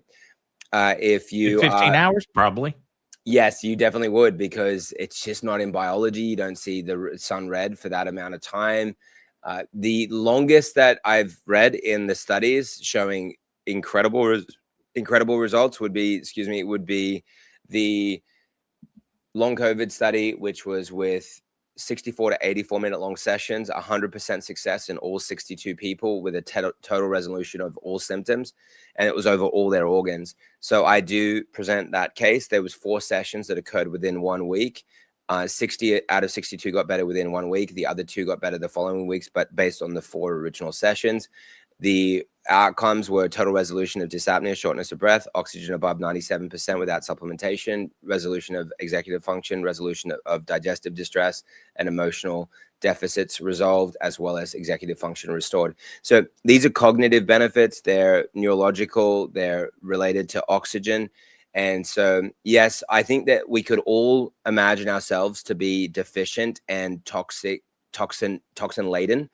And by virtue of that, we all should look at doing longer sessions for a period of time and then go back to a more maintenance dose, so that I do actually see a good case for an hour a day for a few weeks while you're getting, or a week, and then a week back to a more regular schedule. And then a few weeks later, going back in to go in these intense cycles to get the toxins out of our organs, to get, restore balance to the body. Can I squeeze in 2 more questions? Please. Get out of here? I'd love that. A lot of people keep saying, what what settings. A lot of folks get confused. What setting do I use? And I know that one's kind of a tough one for you to. I don't know if it is or isn't. Does that mean you're giving medical advice? If you tell them what setting, do they need to do some of their own research and say, look, this is what the research says? Because a lot of people, they ask, I want you, I mean, they're like, just tell me exactly how many minutes, how many seconds, and what setting. Yeah, sure. And I mean, that was kinda on the makes it tough, panels, and I or that was on the for panels, yeah, on Any, the or panel. So anything, they're trying to or figure about. out. Yeah, sure. Okay, so my answer to that, Mark, would be, in general, for all people, doing that 20 minutes a day, doing the morning or the evening, or doing 10 minutes, 10 minutes, 15 minutes, 15 minutes, that is like an incredible therapeutic and yet maintenance dose of red light. How being 3 inches away from the panel, being naked, having it over all the organs, if it's with the belt, moving the belt around the body to expose it to the vital organs. And then in which case you'd have to go longer amounts of time to try to get it around the body, but it is systemic. So that you got to kind of find a way in the middle there, right? So that you don't want to do 5 hours because you had it on every section, because now you've got red light a lot in your body because it is flowing. Okay, so I think that's a good general rule. And like 3 minutes eyes open is shown to have them an equal benefit when it comes to eyesight as 45 minutes does, based on the UCL University. That being said, we didn't get necessarily markers to see whether 45 minutes did better for brain function. So I think that people could look at that a little longer and open up that. And like, one thing I have to say, guys, is there is no rules. Like there's a certain amount of time that you drank water, or amount that you drank, or a certain amount of food, and nobody had a calculator or a timer on you, or nobody gave you the rule for how long you were supposed to have sex for. And sorry to throw that one in there. See if everybody's paying attention. Yeah, exactly. And yeah, it's so funny that with everything else in life, we kind of are a bit more loose, but now we think it's so intensely medical that it needs to be to an exact time, and you do have to listen to your body a little. And yes, we kind of work off a basis of what the studies are saying, but yeah, I think that kind of gives you a good litmus for that. And Mark, when you give me this last one, then I can quickly just run over a couple of things for everyone in that last like 2 or 3 minutes. You can tell me what your last one is there. The last one, just I've seen some people wondering, where we're at in shipping. If they do like a search, it says the shipping's longer because in the past it took longer to ship. I know that, based on folks and emails from them to me, it is greatly improved. That's great. Yeah. So I'm just, I saw some people that were questioning on that one. Great. Yeah. And Thank you. customer service, I think we've gotten pretty much everybody that had questions from when you got blown away, had to make a lot of changes on that. Exactly. No, things are going great, and we're moving along. And that's also one of the cool things that's happening is every week or every other week, I'm jumping on calls with the group to help them with their health in general. Like I mentioned, there were cases like with this President seal that was given to me. That was just me giving various solutions. And so we're going inside of red light. We're helping people with their health and across the board, and including red light. So there's incredible support, which is great. While, for example, if people are waiting that other week or 2 or 3, but things are speeding up, and every day then, the next person gets theirs, or the next batch of 100, 200, 300, 400, 500 people get theirs. And so we're moving through this like clockwork, and then it also gives assurance to the other folks as they see the others. Okay, wow, they've got their products, and we're moving along smoothly. And the products are we're so excited about what we're delivering because it is world class, and it's why, like, I look at this book here, right? So this book that I authored, the chief medical officer here for the Hope for Cancer Center has been using our devices for his patients in the follow-up program for the Hope for Cancer Center. And while he has a clinic that, it's got millions of dollars of equipment on it. So in equipment. So I could show you, this is funny. Like, so he'll be doing his coffee enema in the morning, and he'll not show his whole body, but he would just be like, okay, cool. Hey, John, I'm using your red light. You'd see the bright shining light and him, so excited to be. He's like, I absolutely love this red light. So it's what he's using for his own personal health, right? So these are world leading clinics, and these are people that have multi-million-dollar equipment. And so I just am so honored that we're not only fueling and helping their patients, but also helping people get the results with, helping the founders themselves, the doctors. Like right now I'm getting off this call to go on with Dr. Dan Pompa. He's one of the most famous doctors. I'm helping lots of members in his community. I'm helping his doctors actually in insights into training how to use red light for their patients.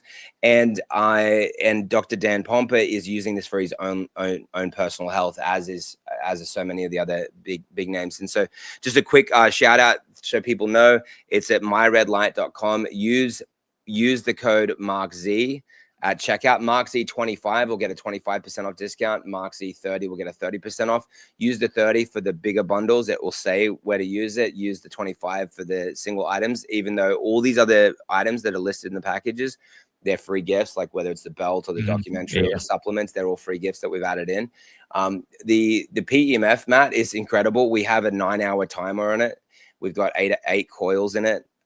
We've got, and that's something, guys, just this year I have started using. So we're going to talk about that some on Friday as well. Can't wait. And we've got red and near infrared, 633, 660, 850, and 1064. So four different types of red and near infrared light in it.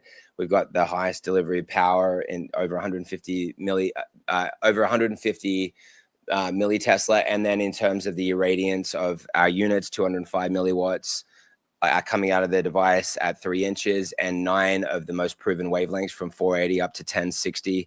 And so I really encourage people to get those discounts, the 25 and 30% off discounts. It's a life-changing tool. It becomes then cheaper than any other thing, like, all these supplements I got sitting on my desk here. They become so much more effective. I think about the thyroid study, which showed with selenium, vitamin D3, and iron, when red light was added, it was 70 times more powerful, wow. 70 times more powerful at achieving thyroid hormone balance. This is on PubMed, 15 times greater at reducing medication needs of levothyroxine. And so what that tells you is that if you're taking any supplements, it's going to make them more beneficial. If you've got to make the choice for red light and PEMF, because they become the cheapest. Like, what will cost me for one supplement over the next 10 years between my 4 members of the family, just once a month, would be $24,000 if you do the $50 per month per 4 people per month for the next 10 years. Whereas for $1,000 or $1,500 or whatever the price is that you can choose, you would be able to take care of your family with those products and keep it in your home then for the next few decades, as they're built for lifetime use, and they're designed for about an 80-year use, 50,000 hours, which works out about 80 years for a family. So thanks for having me, Mark. I appreciate it, and we look forward to serving your community. And my last thing there is, guys, it's just like, you have to try it to know, and that's why the 60-day money back guarantee makes sense. So just try it, get some results, and it's from the time you receive it, and then that's the 60-day period starting. Then use it, and if for any reason you don't love it, then no problems. Or if you even want to get better and then refund us anyway, then it's up to you. And so we just love you and we want to help. Thanks, Mark. I appreciate you, man. I'll jump on with these guys. We'll be around. All right, take care. Cheers, brother. All right, that was Jonathan Otto. They've come a long way. They still got a little way to go on the shipping customer service, but I know from my last one it was considerably faster. Still not as fast as I want, but we are pounding through them. And again, if you still have a customer service issue, you write an email to me, not one that's in a long string or a thread of emails, an individual standalone that I forward exactly as it is. For some reason, people are very confused on that one, but I will make certain that they tackle any issue you have. But again, standalone email that I can forward exactly as it is. I don't need any extraneous, how your puppy's doing, what the weather's like, any of your I needed what you would expect if you were the customer service person getting sent to you. I'm going to forward exactly as it is. having a really tough time. A number of people are like, yeah, but it hadn't been because you didn't follow instructions. I will be glad to help you. I'm a big believer in the technology. Kathy, how to use the PMF mat? You lay on it, like quite literally just sleep at night like you would normally is how I'm using it. We're going to talk about it on Friday. Enjoyed our time together. I know it was an awfully long one, but this is kind of where I'm trying to go with the morning ones. Look forward to seeing you folks this evening, and then Whiskey and Wisdom and Mods. Thank you. Take care. See you soon.